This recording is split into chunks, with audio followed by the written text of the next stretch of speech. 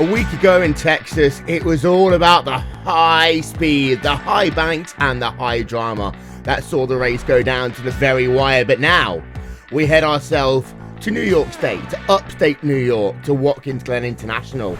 But things are changing in the 16 Street Racing League season, with Matt Pavelski now in the lead of the championship by a total of 29 points over Tim Holgate. And these drivers can no longer just see the road to Indianapolis, they can feel it as we are deep into the month of December and Indy is only a couple of races away. So today, one wrong turn, one tiny little mistake, be it on the racetrack, in qualifying, on pit road, could well be the difference maker between who ends up going to Indy to fight for the championship and who goes to that 2.5 mile racetrack knowing that it's a season and an opportunity race it. Welcome, ladies and gentlemen, to 16 Street Racing League here on Racebot TV, streaming live on iRacing Live and on IndyCar.com. Verizon Countdown to Green is next.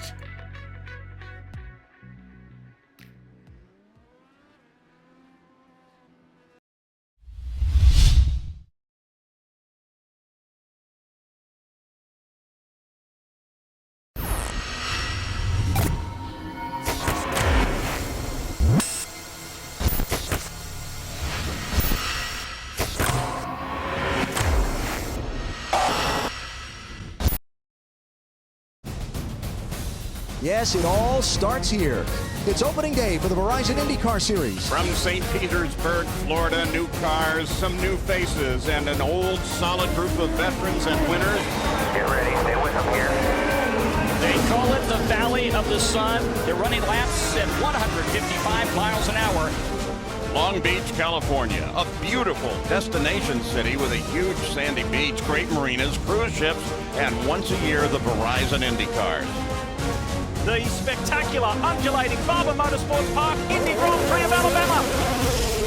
The acceleration begins. The new champion of the Grand Prix of Indianapolis is... Everyone wants to win. Only one will. And with those millions watching around the world. By the way, it's the biggest race of your lives, gentlemen. Here in the Motor City, in the first of the duel in Detroit.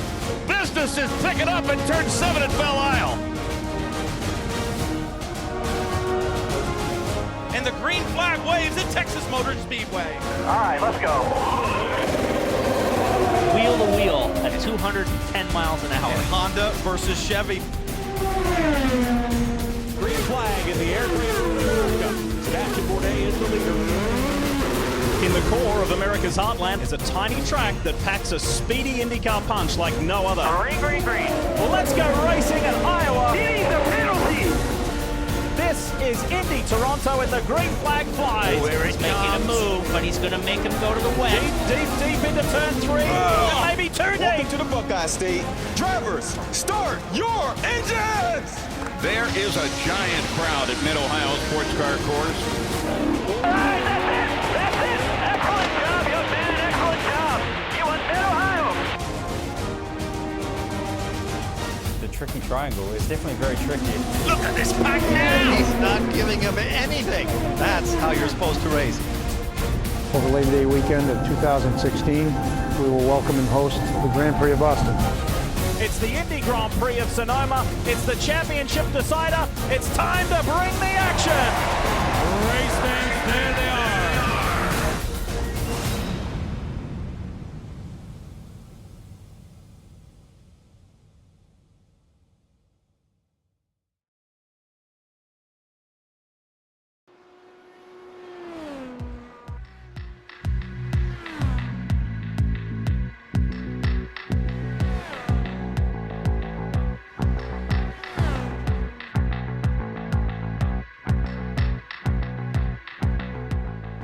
Located at the southern tip of the Seneca Lake in upstate New York, Watkins Glen International has long been known as one of the premier racing tracks in all of North America, hosting not just Formula One, not just IndyCar over the years, but also the NASCAR Sprint Cup Series, the IMSA United Sports Car Championship. The list goes on and on and on.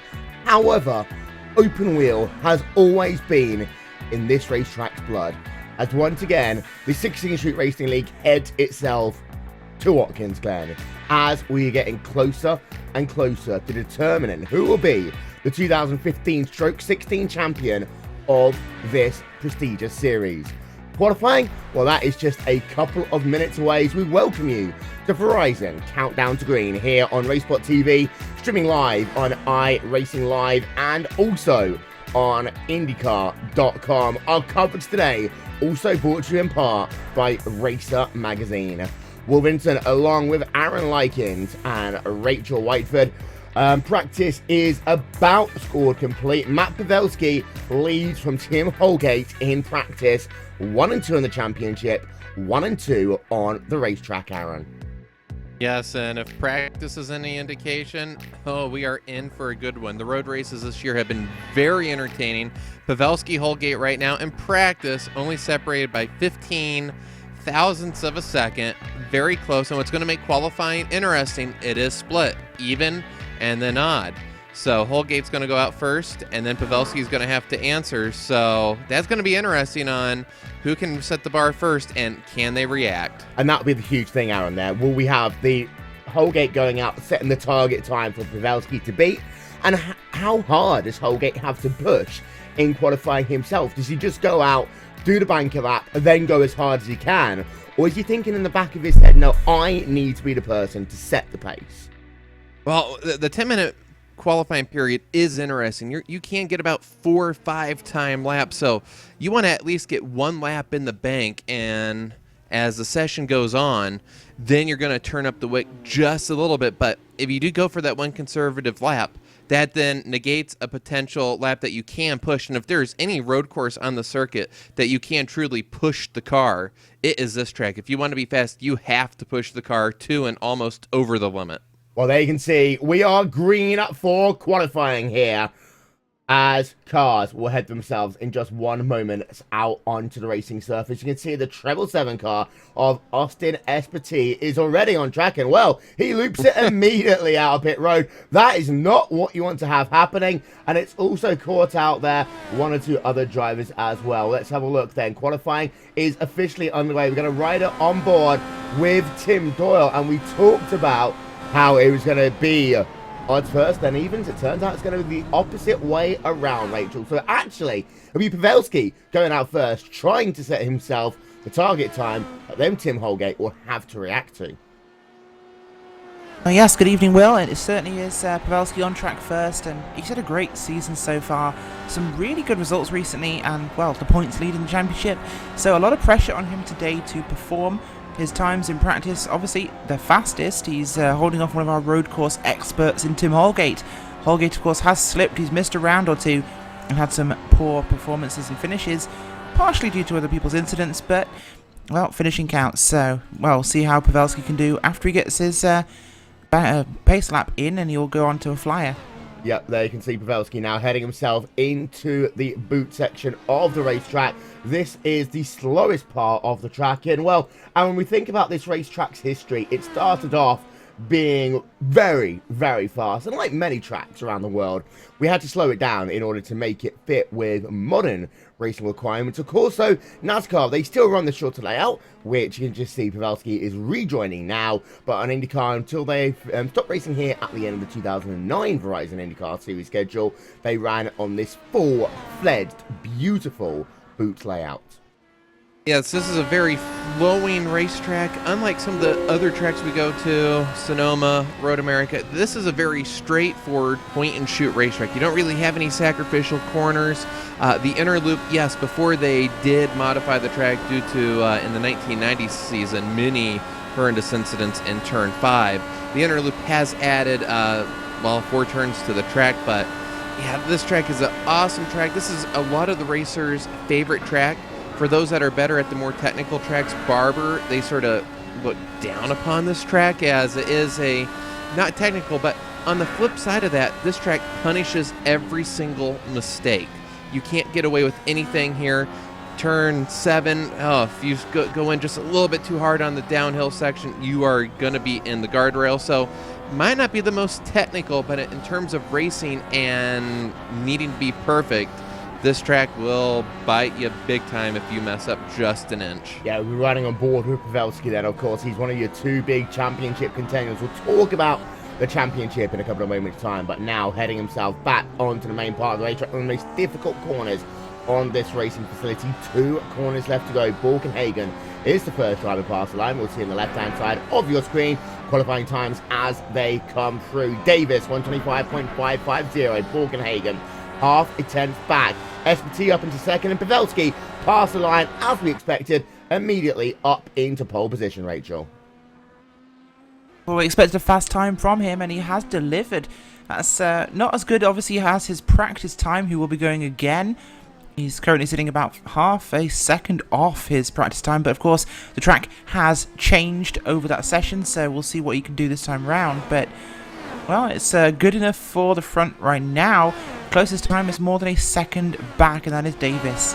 Yeah, having a look now on board with the number 33 machine of Vic Cordell as he comes down into the inner loop. You can see just how that car's pushing as he's got Michael Peters just ahead of him. He's going to work himself, he's going to try and work himself to the outside. Not going to need to do it in that corner, so Cordell's lap, I don't think going to be compromised immediately, but it might be now as they head themselves through famous turn number 7. And one of the things about that corner, Rachel, is the change in the asphalt. Look, these guys, they go downhill and they brake pretty much at the point the asphalt changes. If they do it and they lock up, immediately their race will be over. Yeah, it's a really difficult section of the racetrack, and you've got to really manage how the car handles here. Of course, I think most possibly the hardest corner here is exiting that boot section. As you say, it's the camber change, the altitude change, and the fact you're cresting.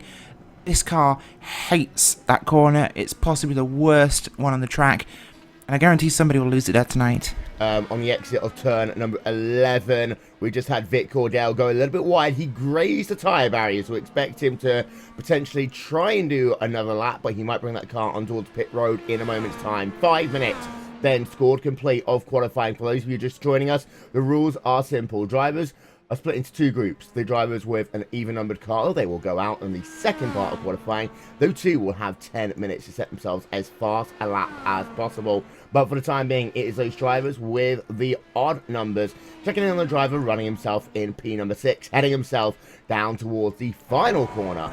That is Tim Doyle in the Snake Pit Racing number 11 car, heading himself past start-finish line.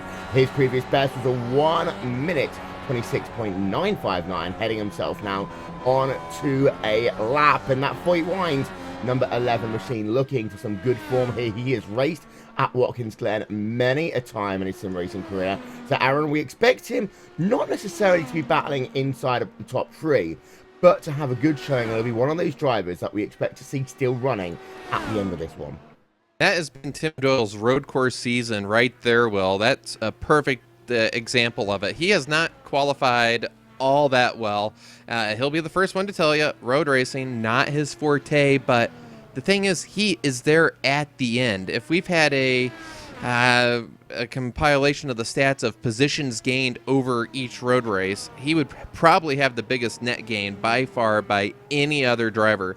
Very good at laying back if he knows there's going to be trouble in front, and he is there at the end.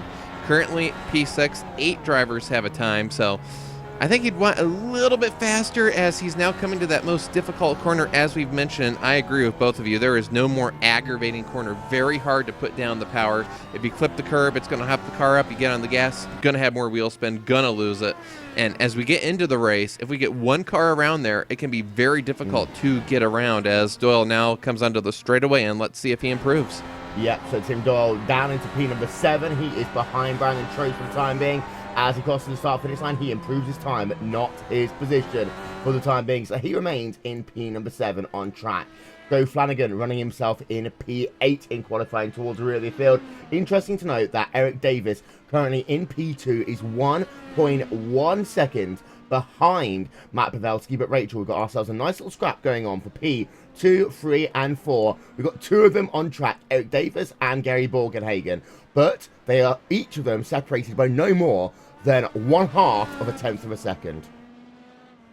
Yeah, certainly will, and it's going to be interesting to see exactly what could happen as Austin Espartero does himself head out of pit road to go on to a warm-up lap. But Borgenhagen's looking pretty quick here today. We have expected different things from him. He's a lot faster than I expected.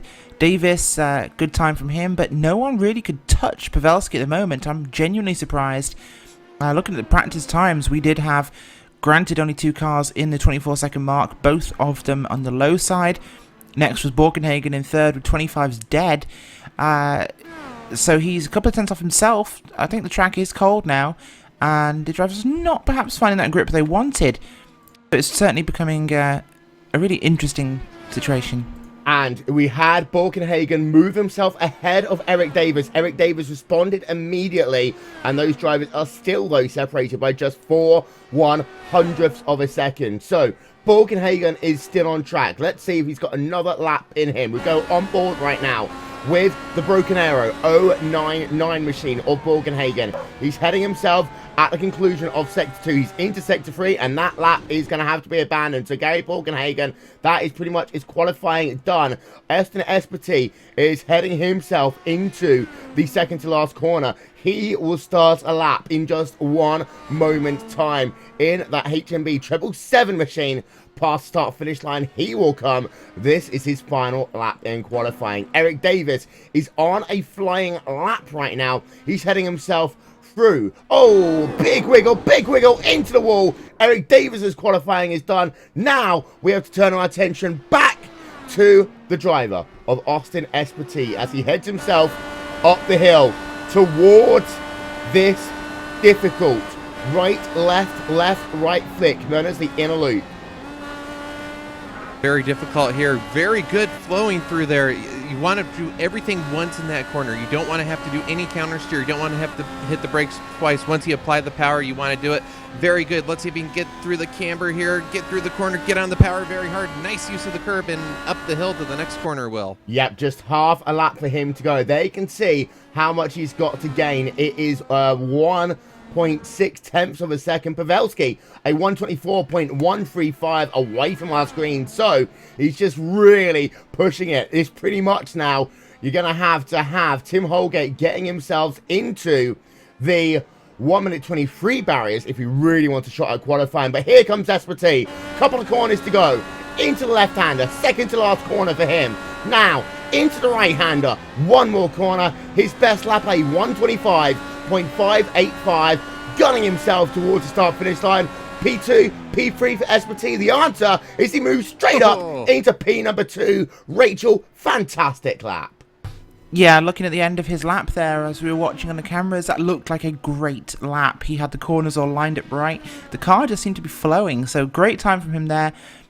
Not sure that will hold for P2 at the moment, but a stellar lap for the odd-numbered cars. Yep, so we have now got the even-numbered cars heading themselves out onto the track. We're going to step aside for just 1 moment. We'll be back with more after this.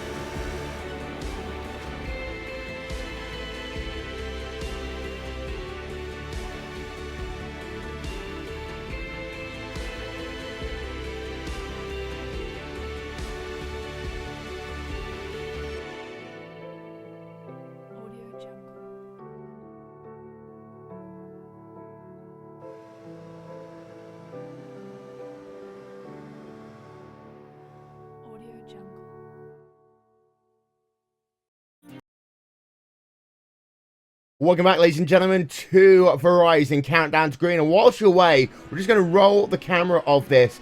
Tim Holgate on his first flying qualifying lap, heading himself into toe corner. And, well, quite simply, the back end of that car is just going to completely step out on him. A look then from our aerial coverage brought to you by And1 Design.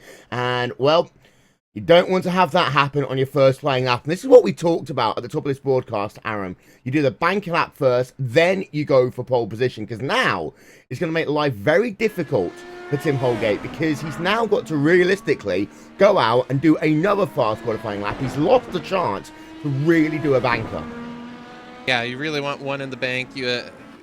He has the talent to, even on a conservative lap, as it looks like he pushed a little bit wide in the toe yet again. Might have got some good exit speed, but you'd like to be in the top 5 on your first lap. So then if you keep pushing, well, the last thing you want to do is put a goose egg up on the board. You want to get that first lap in so you know you can push the car. Pushing on lap 1 oftentimes not so well. Almost had an issue there with the car of Brian Simpson. Brian Simpson gave way, so Holgate's going to come around the final corner. This lap may be good. Let's see. What's it going to be, Will? Well, he needs to get himself at least into the 24s. He will do so, 124.328. So that is a good banker. 2 tenths of a second behind Pavelski. He carries on. Holgate, well, we know that he can be strong. We know it's a 2-horse battle in terms of who will be on pole position here for this event in the 16th Street Racing League, as we welcome you back to Verizon Countdown to Green. For those of you just joining us, it's now the turn of the even-numbered drivers. We've got ourselves Tim Holgate, Jackson Lee, Randy Cosno, Christian Steele, and Brian Simpson all scored on track. And well, Rachel, realistically, we need to see where Holgate's going to end up, because we think he'll easily be P1 or P2. And then also to see where Randy Crosno, Christine Steele, they'll be 2 interesting drivers to see where they fit into the mix. Certainly will be. Right now, Holgate is looking like a great time there. The only one to really challenge Pavelski right now. Definitely looking forward to see what we have from Steele. Jennings could be a good one as well. We'll need to see that one. Brian R. Simpson, yeah, also to go out and qualify. Not sure what he'll give us, but yeah, Holgate's done a brilliant lap there. It looks to be the same story as practice, but I think the big one we're missing there is Borkenhagen, who of course was 3rd in practice. He's down in 5th, and that could only drop if anyone improves. And it's going to be Holgate closing it down to just, and I say this, 19 1/1000ths of a second. His second lap was faster. He's pushing. This will be his 3rd lap now. Realistically, he'll have himself 1 flying lap after this. If he pulls it onto pit road, he's going to put it onto pit road. He's going to have 1 more go. But Holgate down to 19 1/1000ths of a second back from Matt Pavelski in the team enthusiastically Hold My Broken Rebel, X-Era Raptor Daddy, Banshee Snakes as Jesus takes the wheel for a power slide car. So we've now got ourselves, Aaron, 3 minutes, 28 seconds left in qualifying. 1 driver trying to see just how hard he can push it. And he pushed it just a little bit too hard there, exiting the pits, got on the power too hard, and Boulder day here. Track temperature only 78 degrees currently. And typically what we've seen earlier in the season is everybody's one and done. You go out, do your warm-up lap, take a flyer lap, come into the pits, do it again. Here we've seen speeds build up. So the question is, with these colder tires, does Holgate even have the car have the tire temperature as he is weaving back and forth, desperately trying to get heat into those tires, which to do this in 1 lap, this is going to be, if he can get this in the first lap, this is going to be one of the qualifying drives of the season. Yeah, we're looking then back on board with Holgate to run you through. Jack Turner's had himself a great qualifying. He's currently scored in P number 6. Of the even-numbered drivers, only 2 of them, 3 of them are inside the top 10. Holgate in 2, Crosno in 9, and Simpson in 10. Then you've got yourself remaining drivers, Christian Steele in 12, down the end 13, and Jackson Lee in 14. There we can see then Holgate. He is on a warm-up lap. You can see there that he's got himself about, he's going to slow it down. He's going to make it, so he's going to be the last person past the start-finish line, potentially, or just let a bit of traffic go past. He's really slowing it down, allowing those tyres to cool down just a little bit. 1 minute, 40 seconds remaining by the time he crosses the start-finish line. 2 laps, then, for Tim Holgate to try and take pole position away from Matt Pavelski. The first of those laps is underway as Rachel, he is in, out of turn number 1. Yeah, very much so. As turn 1, tricky one here to get right, Will. Of course, that drops away from you so much, and getting that thing around the apex, in a power down without running very wide, of course, huge thing. This isn't a flying Holgate lap. out warming up, though. No, he's warming up still. I was just pointing it out because it is a difficult corner, but he is warming those tyres up, ready to go for a flyer here. See if he can actually beat Pavelski's time, because if he can, I think it'll be faster than the practice time that either of them has set. This will be a monumental lap, potentially, I'm going to call it, a 23. Well, the thing is, 2 warm-up laps there, and that's very interesting in the strategy because he's putting all of his eggs now in one basket. I have to wonder if maybe his turn 1 speed, he knew he didn't carry enough, so instead of pushing the car too much on that lap, take it down just a notch. But he has to be careful. There was only about 8 seconds. He's not going to be 8 seconds slower, but he doesn't want to spend too much time warming the tires. You don't want to run out of time as well. There is plenty of time to get back. 35 seconds remain on the clock, but as I said, even the second lap, Pavelski's fastest time was the last lap of the session. So even still, Holgate don't get into the wall, very close there, coming onto his final lap. Yep, so here we are then for Tim Holgate. He crosses the line in time, and now he has 1 lap to do the business. Exit of turn number 1, clipping just a little bit of dust there as he works himself up the hill. He's flat out all the way through here as he heads himself down into the inner loop. Qualifying time has expired. Whatever lap these guys are on, this is going to be the last of them. Into the inner loop then for Holgate. First sector time, a 22.372. That is good. That is comparable to Pavelski. Now, into the boot section. Down the hill he comes. That difficult turn number 7, left-hander, using the curb on corner exit. There is a spinner ahead of him, but it looks as though he should get through without any incident. Into toe, exit a toe corner. Now heading himself down towards the hill. Holgate now just 4 corners to go, a 33.417 as his second sector. Oh, he gets himself a big counter steer as he heads himself, and that is it. It is all over. Tim Holgate, P2 only, qualifying pole position will go to Matt Pavelski. 1 little incident, and it is all over, as it is now all done for qualifying. Here is your final qualifying results as we take ourselves a mini deep breath after that one. So there we are. Qualifying results and your starting grid. It is going to be on pole position, Matt Pavelski, broken arrow, qualifying time of only 124.135, 19 1,000ths of a second ahead of Tim Holgate, that front row of the grid. Austin Espartee in the 777 machine. Inside of row 2, Eric Davis alongside him in that number 65 machine. We head it on back. You can see the third row has Gary Borgenhagen and Jack Turner for Turner Motorsports. Brandon Trost and Tim Doyle on the 4th row of the grid. Then Randy Cosmo, Brian Simpson in row number 5, Joe Flanagan and Christine Steele in row number 6.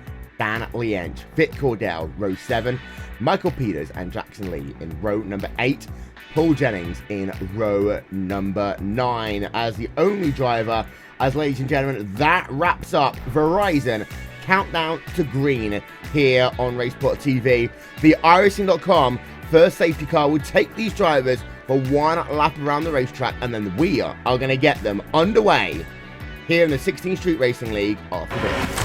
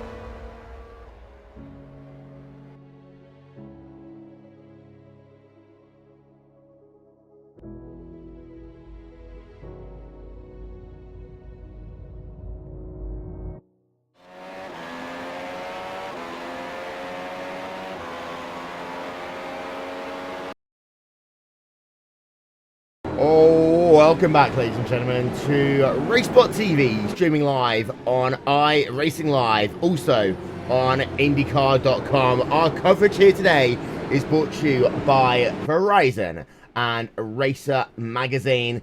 Time to get ourselves a couple of onboards for you here today then, and we start with the driver in pole position. As you can see him there, just warming up his tyres. It is Matt Pavelski with the Rockstar on board in the Team Enthusiastically Hold My Broken Rebel X Raptor Daddy Banshee Snakes as Jesus takes the wheel through a power slide car, and we're not going to call it that ever again. Today it'll be the number 75 car from now on. Also got ourselves the IndyCar on board with Brian Simpson in the number 2 machine. We have got ourselves the Turner Motorsports on board with Jack Turner in the number 97 car. And finally, we've got ourselves the DHL on board with Vic Cordell in the number 33 machine. Our onboard coverage here today is also brought to you by the iRacing Forum app for Android. Download it now from the Google Play Store. As Aaron, it's the calm before the storm. Strategy will be important between these two top drivers, but to finish first, you have to finish.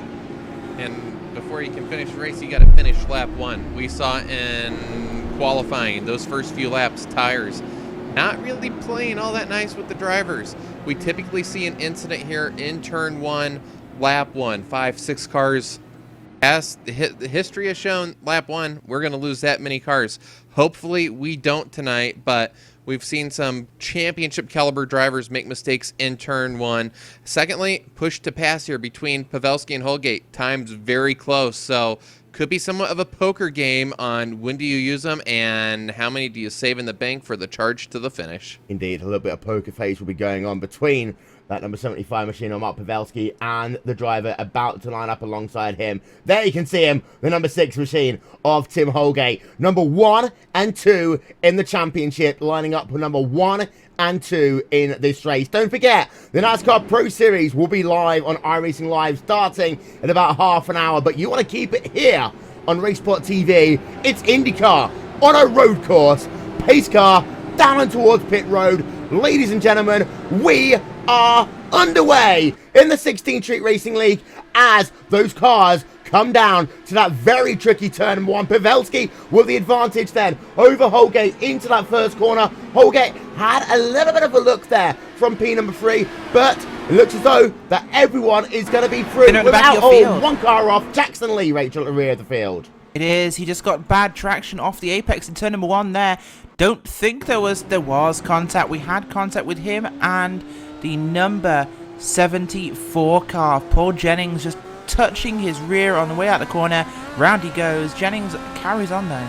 Yep, so there we can see then a look from the Andretti Autosport car. Oh, Jackson Lee lost it again, Will. Yeah, lost it again on the S's. But here we can see Jackson Lee down in towards turn 1 on our replay. You can see very slow tiptoeing it through the corner. Then you can see that car is damaged. Has himself a second incident. He's just got to try and bring that car on towards pit road. Out front, Pavelski from Holgate. That is a battle. You can see immediately they have themselves a 1.1 second advantage there, Aaron, over Austin Esparti. Esparti himself has a 1 second advantage over Eric Davis. Yeah, spread out between the front 2 and 3rd, and then 3rd to 5th. Esparti is going to be right now an island on his own. Battle for 4th between Davis and Borkenhagen. Borkenhagen looks to the inside, thinks better of it, but as we've seen all season, Holgate really has no qualms about stalking his prey the entire course of the race to make a move late.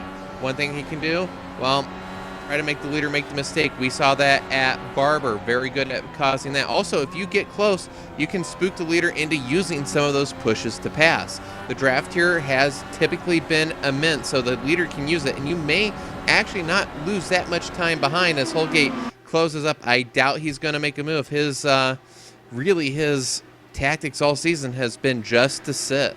Yeah, and you can see that behind. We were having a look at Brandon Trost. He did pull alongside for a moment over Tim Doyle, but he fell back into line. So it looks like for the time being, everyone is playing nice. Jackson Lee did get his car onto pit road. It's come out of pit road. No, in fact, he's not. He's still driving it on towards pit road. So he's down in P number 17. He's the last driver on track. Everyone else did survive lap number 1, however, as it is Pavelski from Holgate, from Espartee, from Davis, Balkenhagen, as actually Trost has Rachel just got himself past Tim Doyle.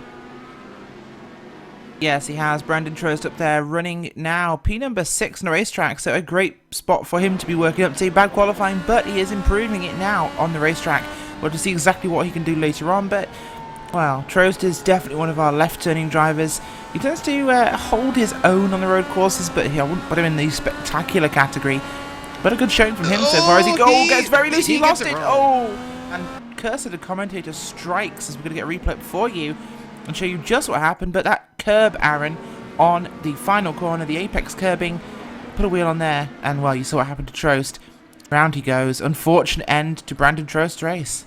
Yeah, it looks like he actually lost it before the curb. That's a very unusual way to lose it there, which, going back to what you said, left turning, that right turn, the final corner here, I don't think anybody would deem it the most difficult corner, but if you tap the brake, I think he might have tapped the brake as he started to turn in, which rotated the rear, and then he severely overcorrected towards the left, as left-turning drivers tend to do, and, well, his race is over, which very reminiscent. Actually, no, he is still on track running 16th, but very reminiscent of Road America when Tim Doyle let him by, and immediately right then thereafter, an incident for him. There's a couple of reasons behind that as well. Don't forget, you have things like the dirty air. These drivers, they sometimes get used to driving in the dirty air, and all of a sudden they get themselves a nice clean track. The handling of the car will change. And don't forget as well, these guys do have the in-car tools that they can play around with, things like the anti-roll bars, which they might do, especially at the start of a race, if their car is designed to get better as we go into a run. But one thing that's worth noting there about Brandon Trost is that it seemed, Darren, to be a side-on impact. So of all the impacts you can have, and we never want to see drivers crashing, it's arguably the best one that he could have had.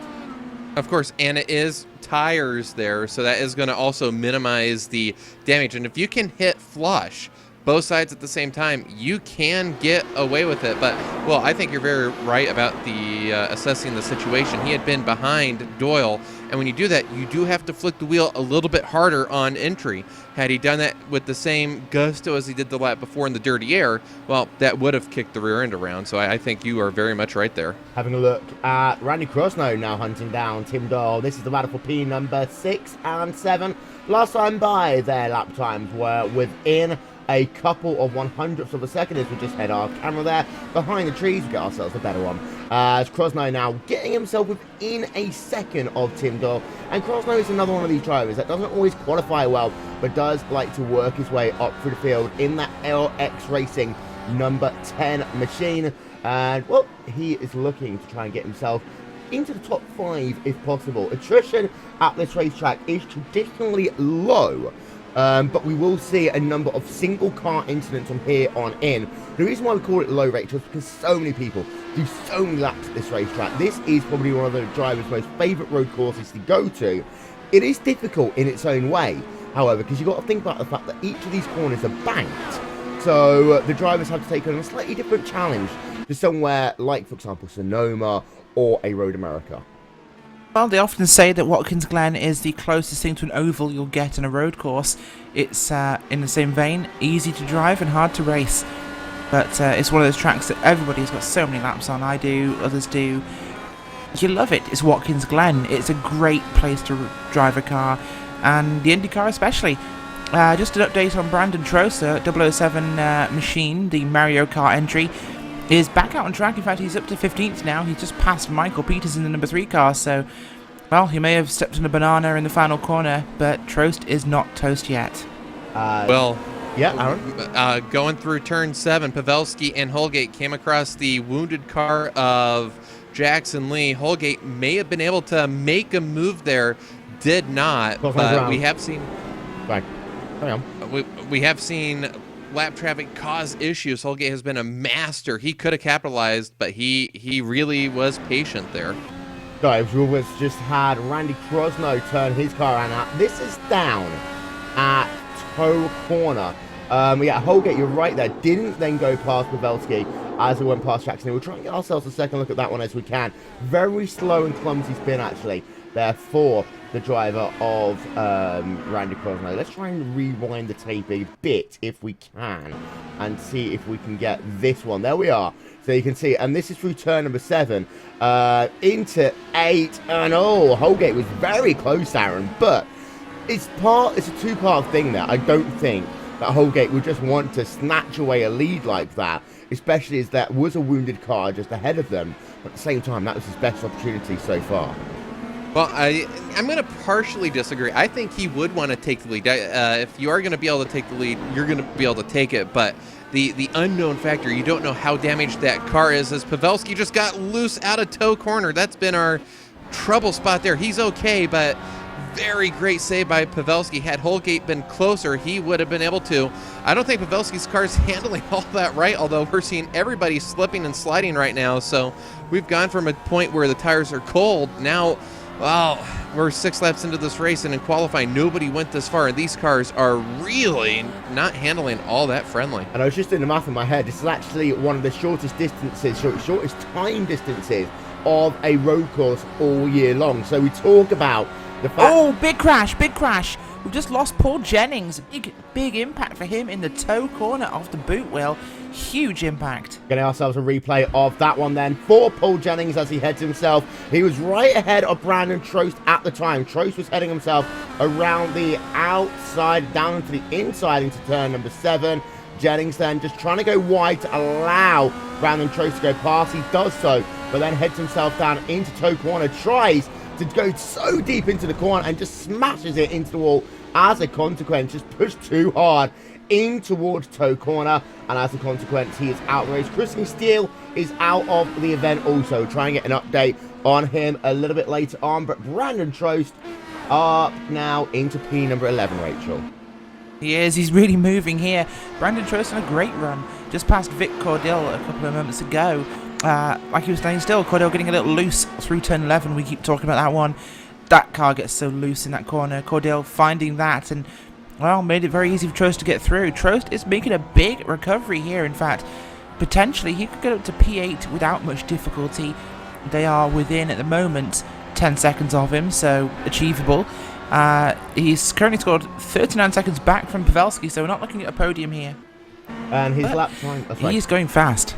His lap time last time was 129.720, which, you compare that to the drivers ahead of him, is faster than Dan Liench, about the same as Joe Flanagan, however not as fast as Brian Simpson or Gary Volkenhagen. It looks as though that Tim Doyle and Jack Turner are just working this one in the same mode that they've been doing all season, just trying to get that car home.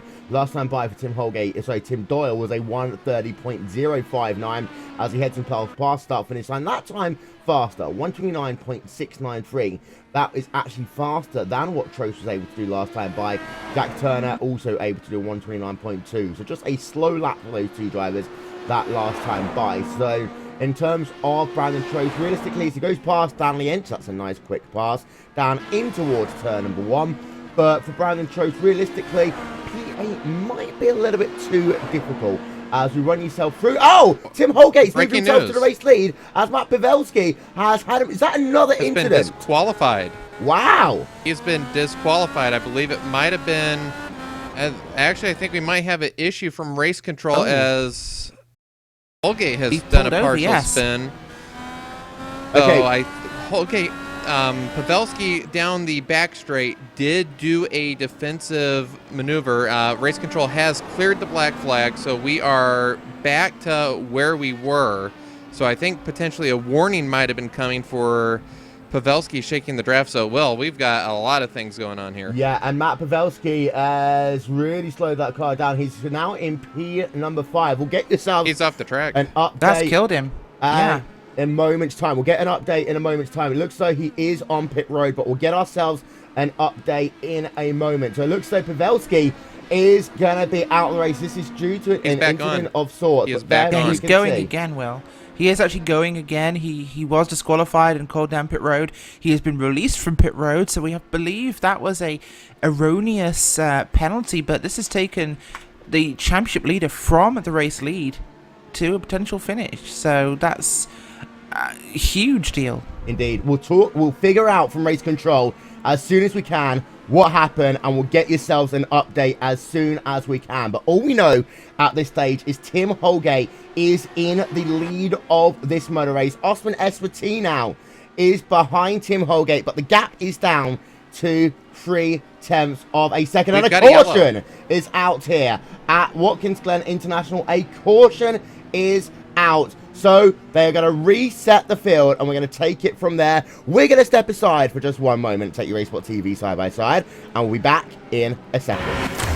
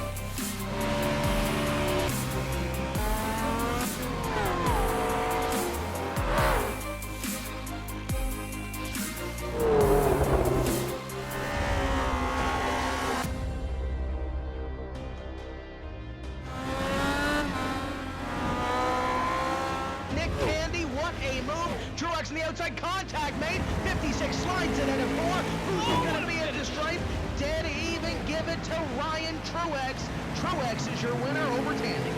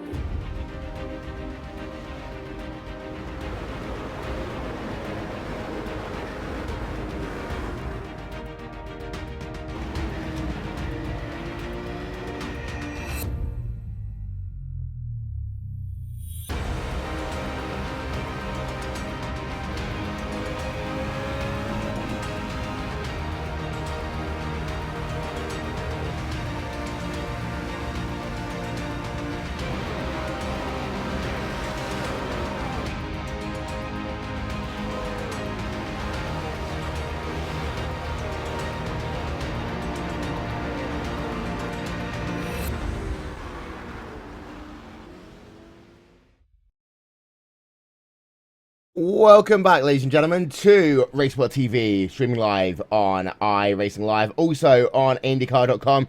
Currently working ourselves under caution here. Getting word from Race Control that they're just going to try and sort out the running order. Then we're going to get ourselves back to racing in a moment's time. As we're having ourselves a look on board then with Tim Holgate. It's going to be interesting because that pit window is going to be open very soon. So you can see all these drivers heading themselves now down onto pit road. Then we're going to get ourselves, all these drivers going to get themselves some fuel and some tires. We're going to figure out the situation with Matt Pavelski. We believe that he should be brought back into his respective spot in the pacing line. And we're going to get ourselves back to Green Flag Racing very shortly. And then we also got an update that Jackson Lee has been brought onto pit road and taken out of the race, given a black flag. That is due to damage to his race car. But here are all of the drivers on pit road. Out first, it's going to be Tim Holgate. then Austin SPT, then Eric Davis, Gary Borgenhagen, Tim Doyle. You can see Matt Pavelski at the front end of your screen right now. Get himself 4 fresh tires, being topped up with fuel. He'll be back out and away as well. Now, Aaron, we've just got to see what happens as Race Control just do their thing for the next couple of laps. Yes, they do. What we do know is that the lights on the pace car are off. So what we do know right now, next time by, a single file restart. Now, that doesn't sound like all that big of a deal, but yellow flags on road courses, rare. Happened at Barber last year on the start. We have one here now, so for a... don't really see that, which at this track, single file, the back of the field is going to be in the middle of the corner when we go green, so they're going to have to be careful not to get on the power too hard. Yeah, and we'll give you an update on Matt Pavelski as soon as we have something official from Race Control, your top 10 right now. Of course, we need to put Pavelski into that mix somewhere. You have yourself Holgate, SPT, Davies, Borgenhagen, Doyle, Trost, Turner, Simpson, Flanagan, Ench, are your top 10, and so we need to put Matt Pavelski somewhere back into that mix. But 3 retirees so far, Rachel. Jackson Lee, driver, black flag due to too much damage that he suffered on lap number 1. Christian Steele out of the race, and Paul Jennings, of course, we saw him crash earlier on. We certainly did. In fact, it was an incident with Paul Jennings that caused Jackson Lee to lose his car. Well, not once, but twice. He is now out, of course, black flagged for damage. Paul Jennings still extracting his teeth from the tyre barrier after he appeared to have a brake failure in the toe of the boot. So, other than them and Christian Steele, who also lost it, everyone's still running right now, and all those drivers who had a few moments have managed to catch up again. This will certainly benefit one driver, that is Brandon Trost. He's up to P7 now. Now he's caught up to the rest of the field, so he has every chance to start and make some positions, whereas before he was 10, 15, 20 seconds back from the leaders. Now he's right on their rear wings. Indeed he is. So, there we can see then Brandon Trost is currently actually in P number 6, but we'll figure out what the situation again is in a couple of moments' time. There you can see Brandon Trost in that Mario Kart 007 machine. So it's going to head himself now down into the second to last corner. There you can see Tim Holgate then. 11 laps will be scored complete next time by having ourselves then a look on board with Tim Holgate in that Snake Pit racing car. And this is what you can see then is going to happen. They are going to do another additional solitary pace lap behind the leader, Tim Holgate, and then we are going to get ourselves back to racing with 12 of 35 laps scored complete. Here's the interesting situation, Aaron. Everyone's come onto pit road earlier. Everyone still has to make one pit stop in this event. I don't think anyone can save that much fuel. No, although we thought that at Sebring last year with Holgate, and he was able to change on the track wheel, but you're right. Fuel here, doubt they're going to be able to make it, and on this restart, tires are going to be colder, so that's another thing they're going to have to be wary of. Typically with green flag pit stops, you're not so close to each other, so cold tires, as we do see the drivers weaving back and forth trying to get some heat. Yeah, and as you can see, Matt Pavelski, after the timing and scoring error, has been moved back to the front of the field. So, it'll be Pavelski from Holgate, from SPT, from Davies, and then Gary Borgenhagen will round out your top 5. You can see just how much of the good old-fashioned left-right weaving we can see from Tim Holgate. As we can see just behind, you've got Austin SPT. He could well still be a factor in determining who will get themselves the final podium. He's able to pull out quite a substantial advantage over Eric Davis at one point in this event. Actually, out of SPT, Davis, Borgenhagen, either one of those three still potentially has a chance at getting himself that podium position. It will come down to who, A, gets the best restart, B, who was the best when they used to their push to pass, and C, who is going to be the best on and off of pit road. So, out front, here we can see then, Matt Pavelski. Let's ride ourselves on board with the driver. in the Team Enthusiastically, Hold My Broken, Rebel X, Aero, Raptor Daddy, Banshee Snakes, as Jesus takes the wheel for a power slide car. Yeah, they're not going to get me that easily. Number 75 Machine heading himself now on the exit of Toe Corner, down towards heel. As we say, after this lap will be scored complete, there will be 12 out of 35 scored complete. As, don't forget, ladies and gentlemen, not only is this the road to Indianapolis, of all of the road course races that we are going to have, this is going to be the final one. So, after this, we have got ourselves ovals to bring this series home. Don't forget, of course, in a couple of weeks' time, we head ourselves to Indy to finish off the series. Round number 11 of 11, that will be. So, Pavelski, we know, is very strong on ovals and on the road courses, just as Tim Holgate, but this is where one driver could get the advantage over the other. And if Pavelski can get himself to Indy with a victory, and what would be almost a 41-point advantage in the championship, well, we'll be saying a very different promo at the start of Indy in a couple of weeks' time. Here we are then, back to green flag racing at Watkins Glen International. Pavelski from Holgate, from Espity, in towards one they come again, and Tim Doyle is on the move. He tried to make a move and he got past Gary Borgenhagen through turn one, but they're side by side as they work themselves up the hill on board with Tim Doyle right now. He's going to have the outside line though, down in towards the inner loop. Can Tim Doyle survive? The answer to that question is yes, as they're going to almost go 3 wide behind him, Aaron.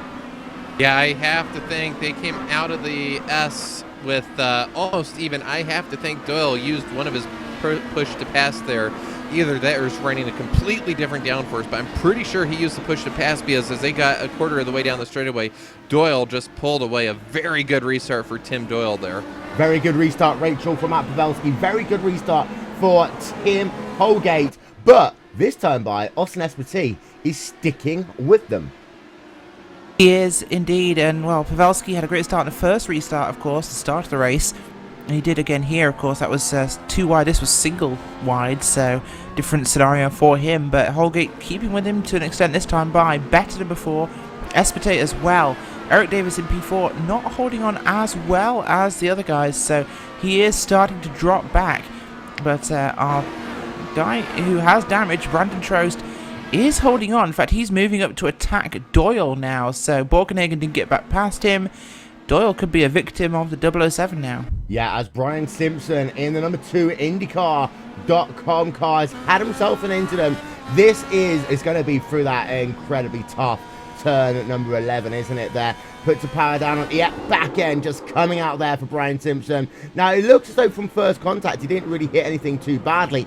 Just the @IndyCar Twitter sign might need a bit of an update after that one. But Brian Simpson is back out on track as it stands. Holgate closed back up through Pavelski, and now they have been able to break away from Espity there, Aaron.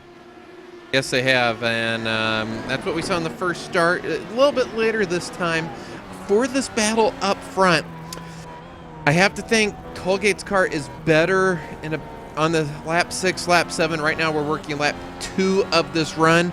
Last time we saw Pavelski pull away a little bit, and we saw that again, but as the run goes on, Holgate's car, I think, is going to be stronger on the long run, and that's what we've seen Holgate all year, just been completely consistent. Of course, Pavelski led at Mid-Ohio briefly, had an incident in the final corner, still finished 3rd. Holgate, though, I think he's doing exactly what he wants to, stay within a second of the leader and just stalk. Brandon Trost trying to make a move down to the inside of Tim Doyle in turn number 12. Note to self, Trost, you cannot make passes in turn number 12 in 99.9% of circumstances, but he gives himself a very good run out of turn number 1. He's probably going to use the button now as they head themselves up the hill to try and get himself the overspeed over Tim Doyle, but it looks like that Tim Doyle himself is on the button. You can just see how much he pulls away there, Rachel. It's from about 0.2 of a second up to 0.5, 0.6, and that gave Tim Doyle the opportunity to defend for another lap. In his situation, we know Trost will be passed eventually. It'll be a case of when, not if, and you can see immediately Trost is right back behind to head themselves down into 7. To be honest, if I was Tim Doyle, I'd try and find a way to let Trost go and mess with somebody else like Gary Borkenhagen or Davis up ahead of him, because you've got more chance of slowing them down and letting you catch them. So let Trost go and be a sidewinder missile, go and annoy your competition. Right now, the only thing that's happening is Doyle is losing time to the guys in front of him by defending, and that is making Trost more anxious, more desperate to pass, and he's more likely to get a blue shell thrown at him. I'd also, don't forget, as he's going to get himself another run down in towards turn number 12 then. This time, no, same as before. Can't find a way through into that corner. Jack Turner has closed up by almost a second this lap alone. So the gap is now down to 0.8 of a second from Trost to Turner. We get that graphic up on your screen. You can just see there that Turner is closing down corner after corner after corner. But we're going to go and have a look now. This is the speed chart between Brandon Trost and Tim Doyle. This time it does look as though that Trost actually had to lift off as he came into the S's, and that cost him a couple of miles an hour. But then Tim Doyle goes onto the button, 10 miles an hour faster. That is what Verizon Push to Pass does, Aaron. 191 miles an hour compared to 178. And Trost right now, he's doing everything. Watching him behind Doyle, it looks like he's on an autocross circuit, avoiding cones, going left, right, left, right. When he's close, he is doing everything he can, just cannot do it. One thing, I do have to wonder if the rear wing damage is maybe causing a little bit of that slowdown on the straightaway, creating a little bit extra drag, which might be really pronouncing that the push to pass that we think that Doyle is using. Trost this time not as close. Doyle clips the curb though, and Trost goes to the inside, up turn 11. Doyle gets a little bit loose, and Trost is through. Yeah, we're going to get ourselves a replay of that one. Just what we need to, as you see, Doyle's actually got himself Jack Turner right behind him as well. But let's get ourselves a second look at this one then. On board with Brandon Trost, we were just about to show you the damage to his rear wing.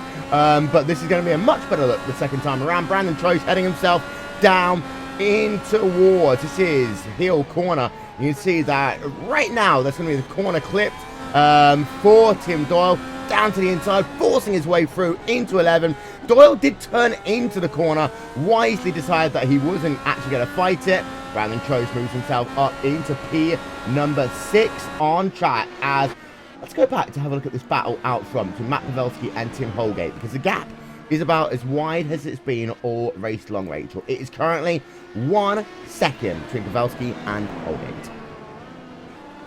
It certainly is at the front there. It's getting exciting between those two. They were battling all for the first half until we had that caution, so this will be one that goes down to the wire. We do think they will need to stop for fuel under green flag conditions should it continue that way. And we certainly know Pavelski can be very fast to the pits, but Holgate is dominant on pit road, so that could be a major factor for him. But right now they are pulling away from that field very successfully. About 5 seconds now back to third. Yeah, as we ride ourselves on board with Jack Turner in the Turner Motorsports car, as he now has the pleasure of hunting and stalking Tim Doyle. This is where we're going to see a very interesting point, Aaron. See whether or not Tim Doyle was just using push to pass after push to pass, or whether or not it is actually a straight line speed deficit for Brandon Trost. So get this, 3.3 seconds ahead of Tim Doyle in a lap and a half. Yeah, very quick for Trost, and I think for Doyle the mistake there was too much mirror driving. The way Trost was going left, right in the mirror, you know, when you're a driver trying to defend and you see that movement in your mirrors from one side, from the right rear to the left rear, back to the right, you're wondering, okay, what exactly is he going to do? Is he going to really make a bonsai maneuver, or is he just trying to get into my mind? And as you start thinking about that, well, he's already in your mind. You're going to clip the curb. You're going to make a mistake. And Rachel was right all along. When a driver is going to be faster than you, let him go. Maybe he'll go up, mess somebody else's race. Maybe they'll make contact. Maybe anything. But the thing is, that takes you out of the equation. Doyle, he has let Trost by multiple times this season, so I was surprised to see him fight that hard.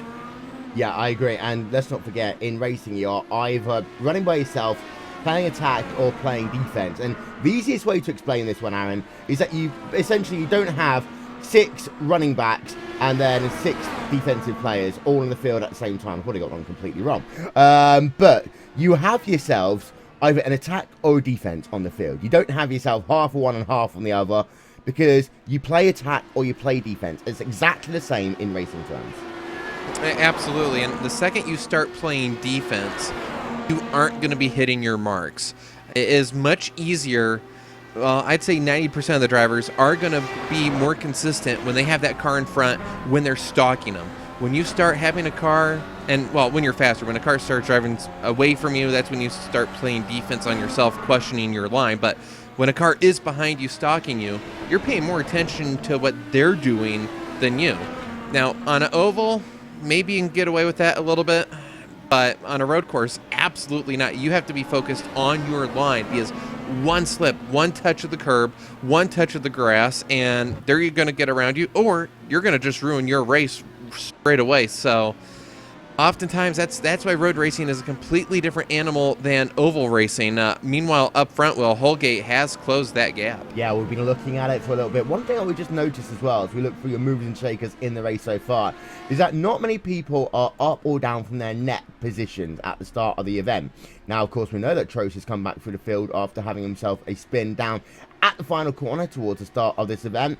But overall, only 2 places up or down has really been the net gain or loss, as we just zoom in then on that battle out front. We have got ourselves one other battle that is between Jack Turner and Tim Doyle. We turn our attention back to that one.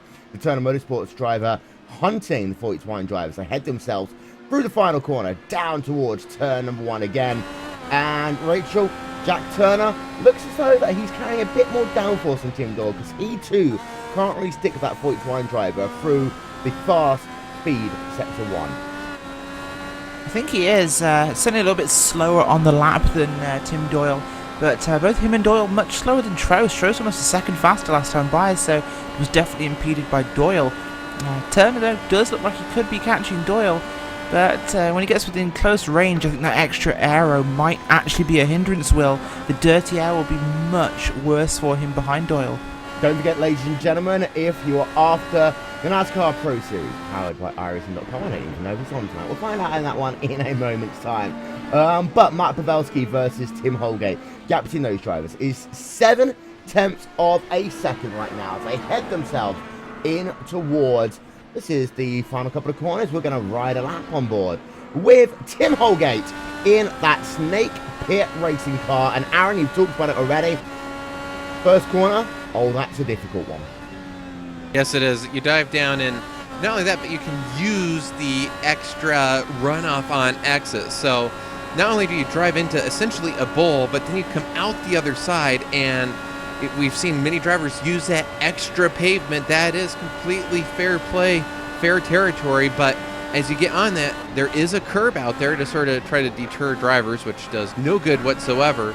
But if you get into that curb wrong, you can sort of high side the car, and that can snap the car to the inside, or you can get too far on the outside. Other thing you can see, if you're trying to pass a driver and you are out there, oftentimes they're really not going to let you back on the track. So haven't seen that yet, but that turn 1 can be tricky on entry, at the apex, on exit, and it's really, really fast, which just adds to the degree of difficulty. Now they head themselves down towards heel corner. Listen to the engine note into here. Nice and smooth for Holgate, even though he's got the dirty air ahead of him. Then into that treacherous turn 11, and Rachel, from here on in, you're pretty much trying to see how much speed you can carry for the final 2 corners. Yeah, very much so. The final 2 corners are very much about keeping as much of it in the car as you can. Very easy to lose speed in those corners, so we get a good exit there from the final one for Holgate. But yeah, you really have to keep the flow going there. You've got to keep the throttle in, and it's very easy to lift off more than you need to. It's very wide in turn 1 for Holgate. He is pushing hard now, Will, trying to catch up to the back of Pavelski. Yeah, well, more potentially than anything, making sure he stays in the same postcode. That fuel is coming down, as you just see a replay there of Joe Flanagan. Just going off down at the inner loop, getting that Carolina number 53 car, turn around and put back into the right direction. But you want to stay in the same postcode as we come towards pit stops. This sequence, the next couple of laps of drivers coming in, getting their fuel and tyres, coming back out, Rachel, is going to basically be the difference maker in this one. And it could easily come down to who is the most aggressive out of the final corner as they bring their car onto the lane. Oh, very much so, and getting onto pit lane from that final corner is a major difficult moment for you. Got to get round there carrying speed, but also get slowed down and tuck it in tight, which this car doesn't like to do that well, so going to potentially see some moments entering pit road, and I think Holgate will be the master of this one over Pavelski. Just to give you an update, by the way, there is no NASCAR Pro Series today on iRacing Live. They're taking a well-deserved holiday break. They'll be back on the 6th of January for the next round of their championship at Kentucky Motor Speedway.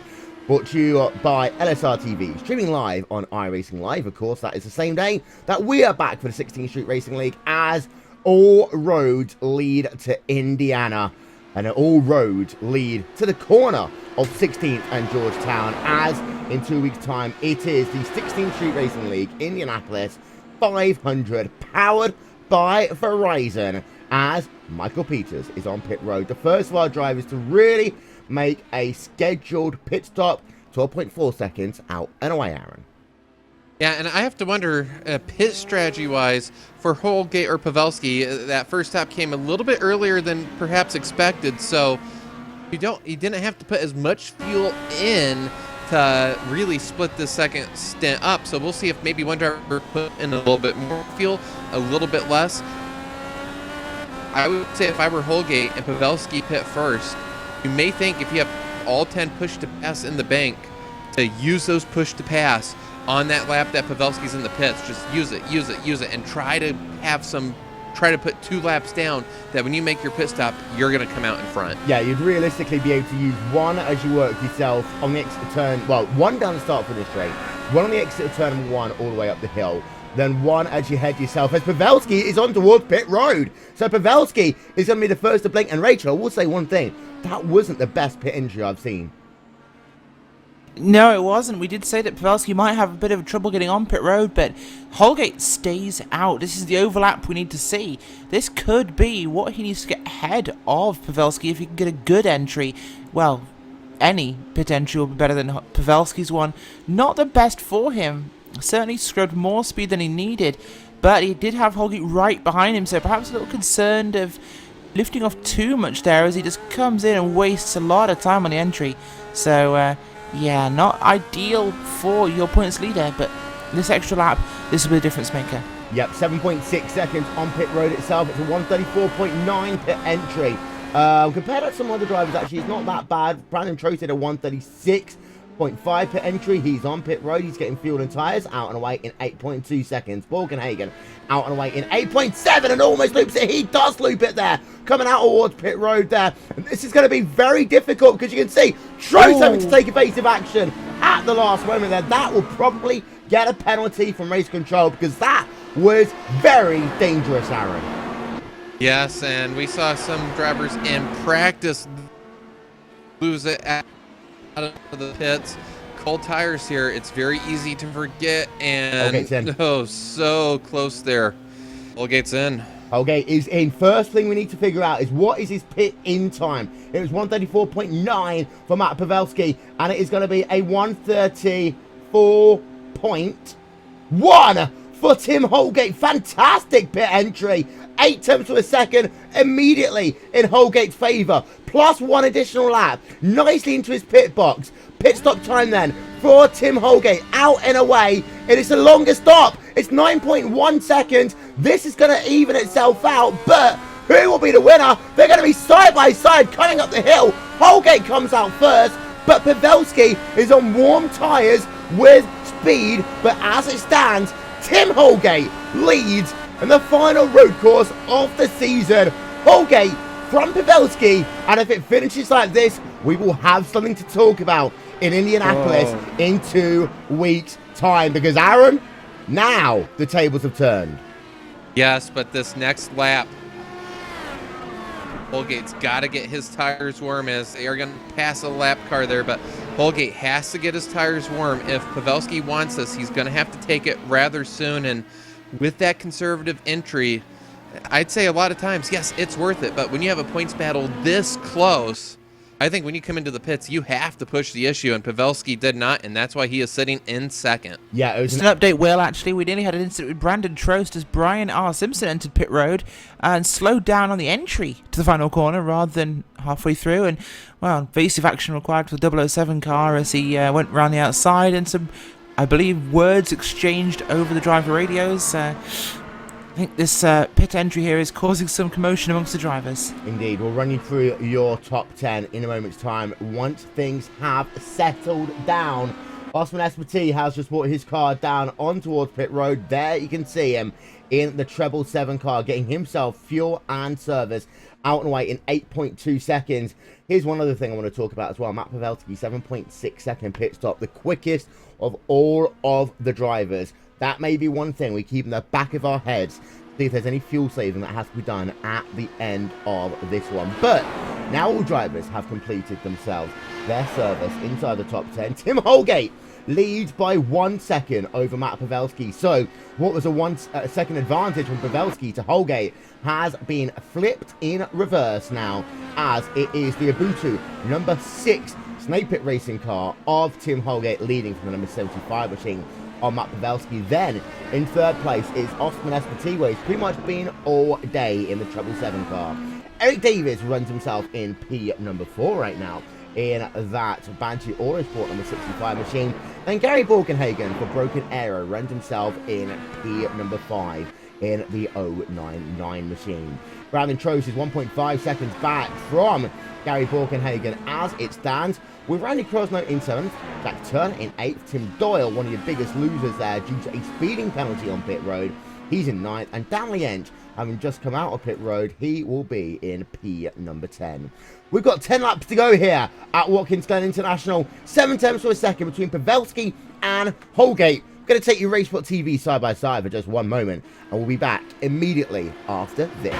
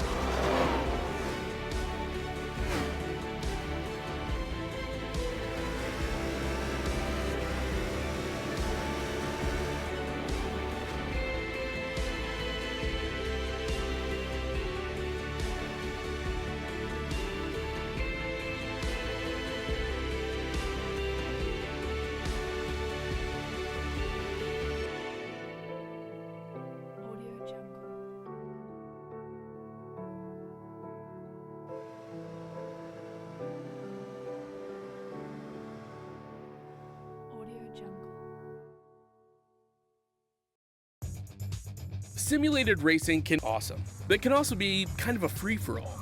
Interestingly, auto racing faced the same problem in its earlier days. Whether it was on the back roads, the beaches, or the city streets, the racing was fun. But there was always a certain level of chaos and danger, until some folks came along and put some order to all of this. Stuff like official racetracks, regulations about weight and equipment, and enforcement of standards. That's what gave us high-speed excitement, fast-paced action, and photo finishes. That's when racing became racing. The guys over at iRacing.com have made the same transformation in the world of sim racing. Sure, they've got the most accurate tracks and realistic cars out there, but that's just the start. See, iRacing analyzes the performance and results of each driver in every race. so you can be sure you're always placed in races where the competition will be tight, and that those reckless drivers who ruin it for us all are kept in the pits.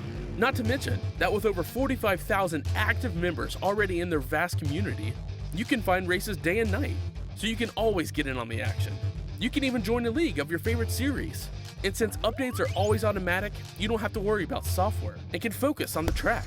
Zip up your fire suit and check out iRacing.com. Welcome back, ladies and gentlemen, to Raceport TV streaming live on iRacing Live.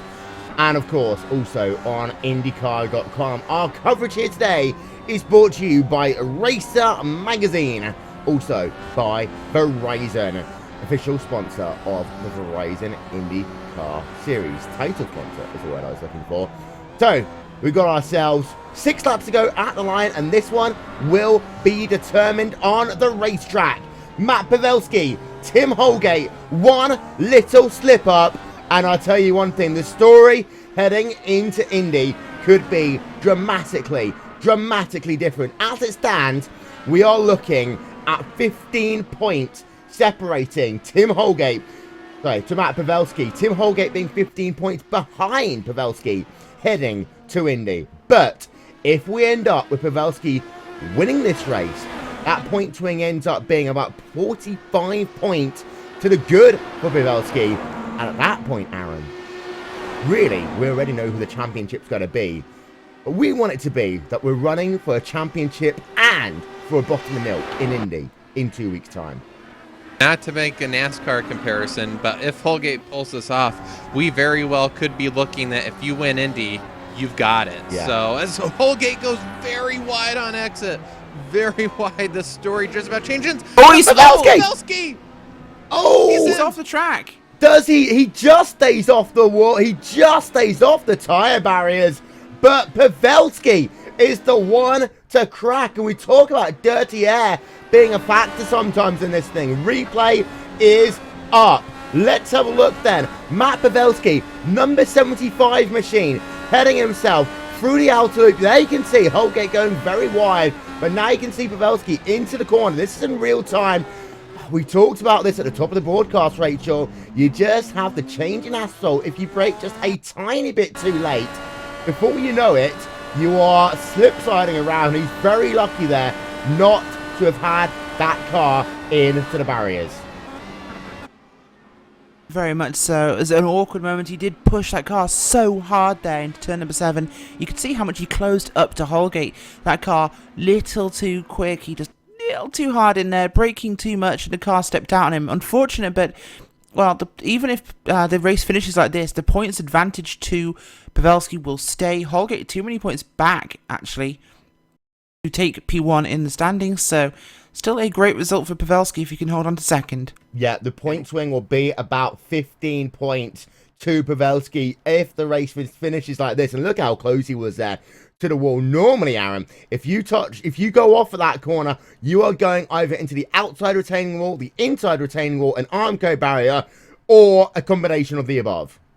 Yeah, two things there. Well, 3 things. You're right there. Very rarely do you have any incident where the car gets sideways and you overcorrect that you are going to get away with it. But one thing that I think played into that incident was Holgate did run really excessively wide. So I think Pavelski was taking note of that and wondering, okay, can I attack here? And sort of forgot exactly where to brake and just did it just a hair late. But going back to Mid-Ohio, it was about 5 to go that he made the mistake there. So I think Matt Pavelski next year is going to lobby the organizers to just cut these road races down by 5 laps, and things will be a lot better for him. But definitely got away with one there. But it was 5 to go at Mid-Ohio that he spun out of the lead, but didn't spin this time. And had he done so, well, that story, that dream story that we were talking about at Indy would have been drastically different.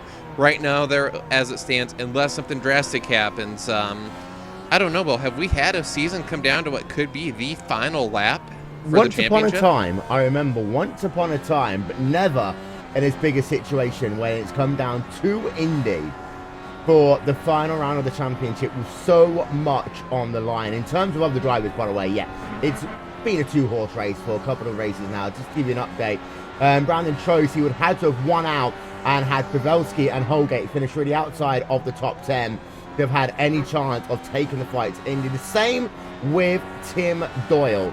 Tim Doyle is out of the championship now for all intents and purposes. There you can see Brandon Trost. We're looking on board with him. He is up a net of 1 position here today. However, of course, he has moved himself back up through the field after an early spin in this event. To talk about Tim Doyle, of course, he's down in P number 9. But, Aaron, let's not forget, Tim Doyle will be a factor at Indy. The 2011 iRacing.com Indy 500 winner. Of course, he came second to Youngo in 2012. Always there in the mix. And Mr. Reliable will be in the top 5 with 10 to go. You can almost guarantee it. And this is going to be, this strategy-wise, Holgate and Pavelski are going to be playing out this race probably 100 times, if not more. We have seen traditionally lots of yellows early at Indy. So where do you want to be? Of course, last season it looked like we were going to have a lot of yellows. The final 160 laps went green. So where do you want to be? Do you want to? We see drivers go off sequences. We have an incident in front of Holgate here coming out of turn 11. Does he see it? Yes, he does. Tim Doyle. Tim Doyle. Mr. Reliable isn't reliable for once. Well, the simple answer to that question is, though, Aaron, very simple. You want to make sure you have the right amount of fuel to go to the end of the race and you're not 1 lap short. Absolutely, 1 lap short. Robbie Gordon can definitely attest to that in 1999.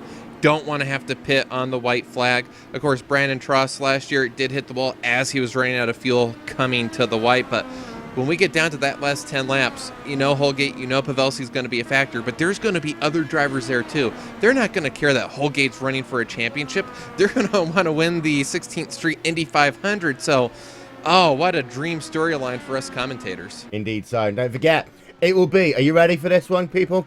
It will be in 2 weeks' time here on Racebot TV, streaming live on iRacing Live, also on IndyCar.com. Our coverage presented by Verizon. It is the 2015/16 Street Racing League Indianapolis 500, and it will be one of the best Indy 500s you will ever see, I guarantee. And that'll be in 1 week's time, sorry, 2 weeks' time even. Rachel, Osman Esparti is able to keep ahead of Eric Davis, and Gary Borkenhagen's been able to pull away from Brandon Trost. Very much so. At the moment, Borkenhagen is opening that gap just enough to hold on to this one, I think. And yeah, looking like this will be a pretty static run to the end. We don't have really many close battles left on the racetrack, and Tim Doyle did pretty much hold on to his car after that spin. He did tap the rear wing on the wall getting turned around, but he's still running well. 2 seconds between Holgate and Pavelski is actually the closest we have on track at the moment, and that isn't going to close up in just under, well, wait a minute, 2 laps now. Eric Davis has just headed himself past Austin Esparti, and this is on the penultimate lap of the event. My God, he has. It has been an incident for Austin Esparti in the last 15 seconds or so. Getting ourselves a replay. White flag is out. You can see damage to Austin Esparti on. We'll get ourselves a proper look at this one after the event, but Esparti has damage to the rear of that 777 machine, and that has allowed Eric Davis to close up the Banshee Autosport driver, taking a podium in the final couple of laps of this event. But here is Tim Holgate. He is just tiptoeing it around this racetrack right now. He does not want to throw it away because he knows if he can keep himself in the race lead and claim the double checkers at the end of this one, we're going to have ourselves a fantastic storyline. You think the Big Ten Championship game was good? Oh, just wait until we head ourselves to Indy in a couple of weeks' time, because it is going to be absolutely fantastic. Holgate, 3 corners to go. Up the hill he comes for the final time. There is no one who can affect him ahead on track. 2 corners now left to go. Snake Pit Racing's Tim Holgate comes out the final corner, and ladies and gentlemen, we have ourselves a fight at Indianapolis in a fortnight's time. Holgate wins at the Glen. Pavelski in second, 1 and 2 in the championship, finishing 2 and 1 in this event here today. Holgate wins, Pavelski second. Eric Davis is going to come home with third place of Banshee Autosport. Austin Espartee will have to settle for P number 4. And well, Aaron, it's time for us to start coming up with all the math, all the conundrums, everything, because we're going to have mini fights inside of mini fights. We've still got to have the one between Trost and Tim Doyle. That's going to be an interesting one between these two drivers, because these are two drivers, old guard and new guard, scrapping it out. But this one between Holgate and Pavelski, winner takes all, pretty much is the easy way to do it. But if they don't win the race, then we've got to get the calculators out. Oh, get the calculators out, get the abacuses out, get all the scenarios. If he finishes here, if he finishes there, lead lap bonuses. I mean, there are a lot of things in play, and I am just thankful I am not on the strategy team of either driver. Where do you want to be? How do you want to run your race? And also, I wouldn't want to be during the race keeping track of the math. Okay, he's in 4th, so you need to get 3rd. All the while, you have drivers wanting to win the Indy 500 that you really have to be aware that there's drivers that aren't going to have as much to lose. So, well, I don't know. This season has provided great race after great race after great race. And we thought it was going to be a special season, but I don't think either you or I could have envisioned that we are going to come down to potentially the last turn of the last lap. Indeed. And we all know when you go to Indy, anything can happen. We'll talk about that one in the Racer post-race show in more detail. First, let's get the donuts. From Tim Holgate, who's your winner here today in the number 6 Abutu car. Yes, we had ourselves a caution. We had ourselves timing and scoring issues. And oh yes, we had ourselves one thing here and there. But here we are. Tim Holgate wins out at Watkins Glen International. And now it's time for a slightly small Polish victory lap. Let's see how far he can get as we run you through your final race results here from round number 10 of 11 of the 16th Street Racing League here on RaceWhat TV and on IndyCar.com. So, when all was said and done, it turned out to be an incident for Pavelski that proved to be the difference maker. 1.4 seconds behind Tim Holgate means that the championship is wide open when we go to Indianapolis in a fortnight. Eric Davis in 3rd for Banshee Autosport gets ahead of Austin Espartee in the final couple of laps of this event. Gary Buckenhagen in 5th, Alan Trost in 6th, Randy Cosme 7th, Jack Turner in 8th, Tim Doyle in 9th, and then Brian Simpson rounds out your top 10. We head it on back, and you can see Dan Lee Ent in 11th, and Bob Peters in 12th. Joe Flanagan in 13th, Vic Cordell, Christian Steele, Jackson Lee, and Paul Jennings rounding out your field. Out of the 17 drivers that took part in this event, 13 of them completed more than 90% of this event. Ladies and gentlemen, the Racer post-race show is next here on RaceBot TV and on iRacing Live, streaming live on IndyCar.com, and we'll be back in just one moment's time.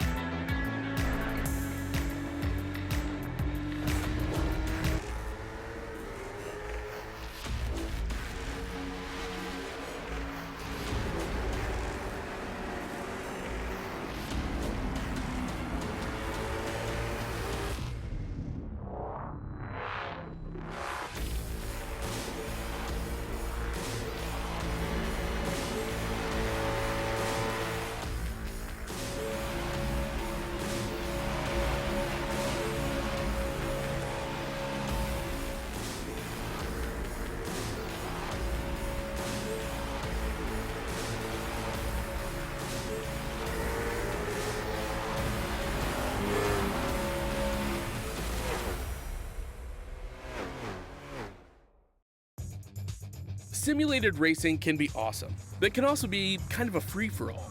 Interestingly, auto racing faced the same problem in its earlier days. Whether it was on the back roads, the beaches, or the city streets, the racing was fun, but there was always a certain level of chaos and danger, until some folks came along and put some order to all of this. Stuff like official racetracks, regulations about weight and equipment, and enforcement of standards. That's what gave us high-speed excitement, fast-paced action, and photo finishes. That's when racing became racing. The guys over at iRacing.com have made the same transformation in the world of sim racing. Sure, they've got the most accurate tracks and realistic cars out there, but that's just the start.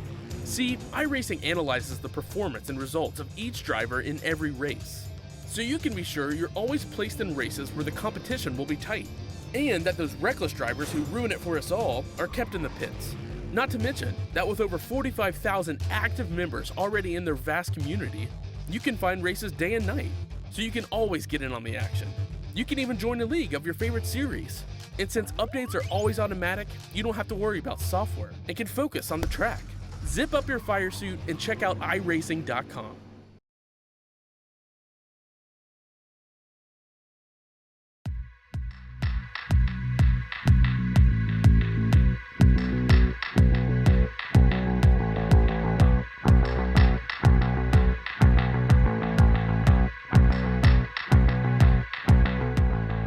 Welcome, ladies and gentlemen, to the Racer Post-Race Show here on RaceSpot TV, streaming live on iRacing Live and also on IndyCar.com. Don't forget, check out Racer.com in the next couple of days for the official write-up from this round number 10 of 11 of the 16th Street Racing League. And don't forget, Racer Magazine is available in stores every month, and subscribe to get the best discounts.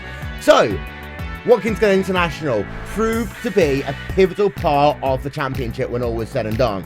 Even though Pavelski came in with the series lead, Tim Holgate, by claiming victory, means that the championship isn't wide open, but it is pretty much winner takes all when we head ourselves to the Brickyard in a fortnight's time.